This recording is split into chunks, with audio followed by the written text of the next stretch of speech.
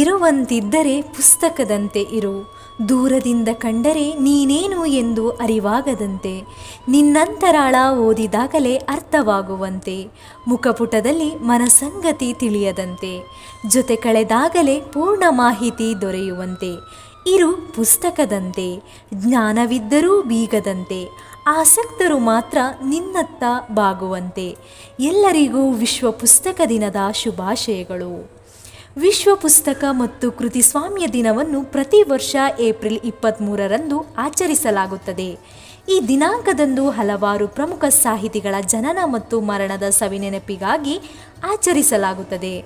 ಅವರಲ್ಲಿ William Shakespeare, ಮಿಗುಯೆಲ್ D ಸಾರ್ವಾಂಟೆಸ್, Inca ಗಾರ್ಗಿಲಾಸೋ ಡೆ ಲಾ ವೆಗಾರವರ ಸ್ಮರಣಾರ್ಥವಾಗಿ 1995ರಲ್ಲಿ ಪ್ಯಾರಿಸ್ನಲ್ಲಿ ನಡೆದ ಯುನೆಸ್ಕೋದ ಸಾಮಾನ್ಯ ಸಮ್ಮೇಳನದಲ್ಲಿ ಈ ದಿನವನ್ನು